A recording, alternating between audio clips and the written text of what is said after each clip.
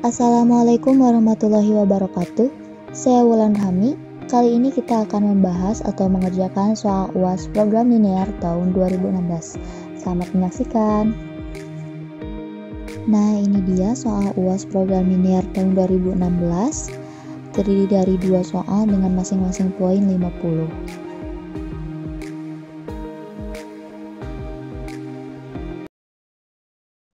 Dari soal nomor 1, kita dapat mengetahui sistem pertidaksamaan dari konveksi A.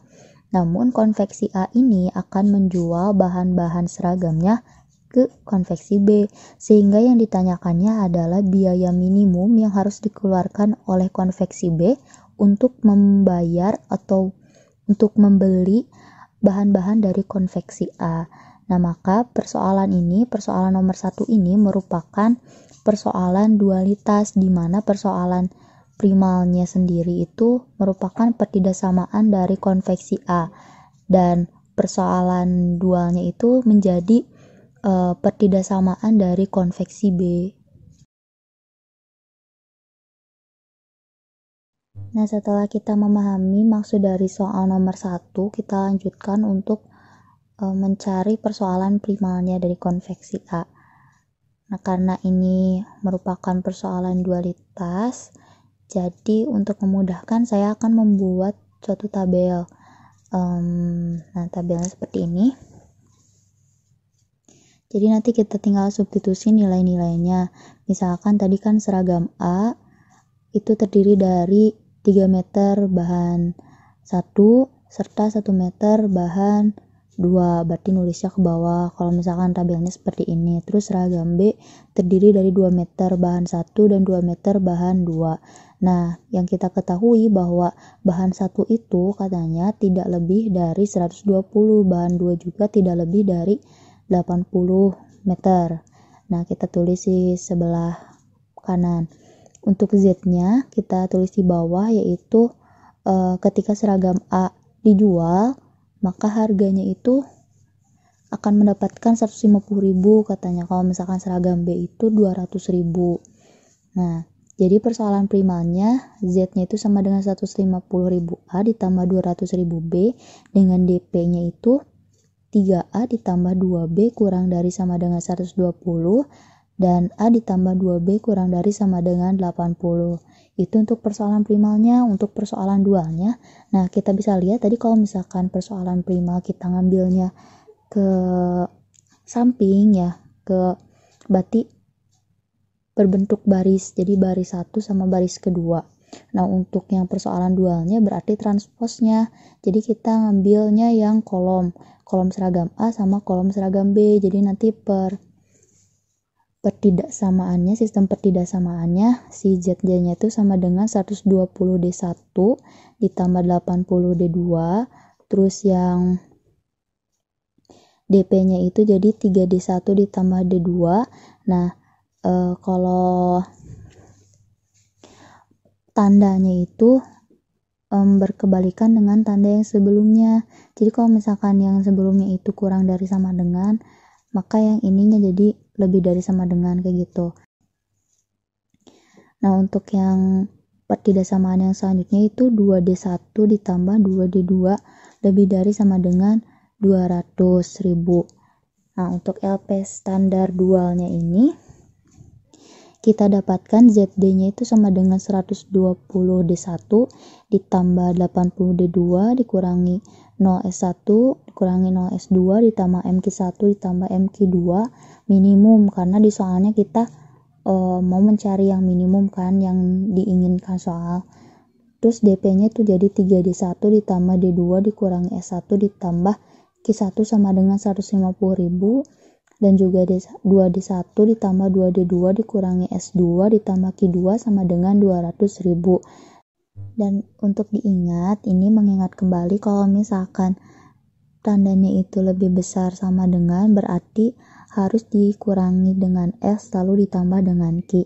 Namun kalau misalkan tanda pertidaksamaannya itu kurang dari, maka hanya ditambah S saja. Dan kalau misalkan berbentuk persamaan, itu hanya ditambah Q saja. Dan untuk Q-nya itu ada koefisien M-nya. Nah, si koefisien M-nya itu bisa plus atau minus. Itu bergantung dari minimum atau maksimum yang diinginkan soalnya. Nah, karena ini minimum yang diinginkannya, maka koefisien dari M-nya itu plus gitu. Jadi ditambah MQ1 pada ZD-nya gitu. Kalau misalkan maksimum berarti nanti dikurangi MQ kayak gitu. Oke, setelah kita mendapatkan LP standar dari persoalan dualnya, sekarang kita lanjutkan untuk membuat matriks diperbesarnya. Tapi kali ini aku skip soalnya biar cepet. Langsung aja kita ke penyelesaiannya. Nah, kali ini saya menggunakan metode 2 fase karena nanti yang soal nomor 2 itu menggunakan metode M besar. Jadi sekarang menggunakan metode 2 fase dulu gitu biar kebahas semuanya. Pada fase pertama itu digunakan untuk menghilangkan variabel semu atau Q. Jadi nanti Q-nya pada fase kedua itu dihilangkan, gak ada. Nah, fase 1 ini optimum kalau misalkan si Z semuanya, si ZJ dikurangi CJ-nya itu sama dengan 0. Dan ingat juga kalau misalkan di fase yang pertama, si ongkos relatif variabel yang kita cari sama variabel S-nya itu 0 nilainya. Hanya Q saja yang mempunyai nilai negatif 1 atau positif 1. Itu tergantung dari soalnya. Kalau misalkan soalnya minimisasi, berarti itu tuh di plus 1 si ongkos relatif Q-nya. Dan kalau misalkan maksimasi, berarti si ongkos relatifnya itu negatif 1. Langsung saja kita membuat tabel pertama. Ini dia hasil tabel pertama. Bisa kita lihat D1 itu masuk karena ZJ dikurangi CJ-nya itu paling besar.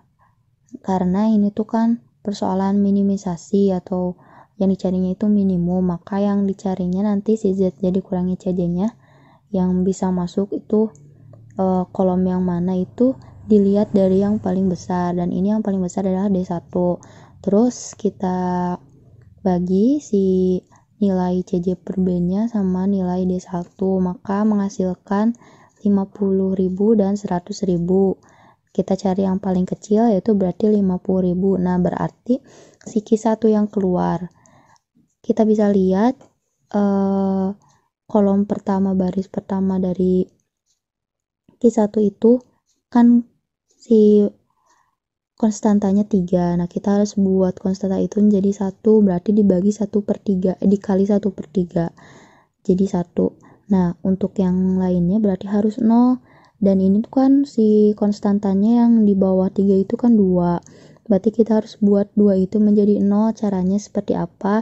Jadi nanti kita kalikan si konstanta koefisien pembuat 1 dari baris pertama itu kan 1/3 dikalikan dengan angka yang akan kita buat 0, kan ini 2. Berarti 2 dikali 1/3 menjadi 2/3. Jadi nanti tinggal B2 dikurangi 2/3 B1. Setelah kita mengoperasikan tabel pertama, baris pertama dengan 1/3 B1 dan baris yang keduanya B2 dikurangi 2/3 B1, maka dihasilkanlah tabel 2. Nah, ini hasilnya. Dan untuk selanjutnya, untuk mencari baris utamanya sama seperti yang tabel pertama tadi ya langkahnya. Jadi tinggal hasilnya aja, nanti teman-teman bisa ngikutin hasilnya ya. Karena ini persoalan minimisasi, maka fase 1 itu akan optimum jika ZJ dikurangi CJ-nya itu sudah kurang dari sama dengan 0 dan si Z semuanya itu sudah sama dengan 0. Nah, di tabel 3 kita bisa lihat bahwa fase 1 ini sudah optimum. Jadi kita bisa melanjutkan ke fase 2, di mana di fase 2 nanti Q1 dan Q2-nya itu tidak dibawa lagi atau dihilangkan, dan nanti koefisien dari variabel yang kita cari bisa kita ganti jadi tidak 0 lagi. Jadi disesuaikan sama yang tadi di Z-nya berapa. Setelah kita substitusikan koefisien yang sebenarnya dari variabel yang kita cari, kita bisa lihat bahwa si Z jadi kurangi CJ-nya ini sudah kurang dari sama dengan 0, maka fase 2 juga sudah optimum di sini. Nah, dengan nilai minimumnya itu 9 juta, untuk D1-nya itu 25.000 dan juga D2-nya 75.000.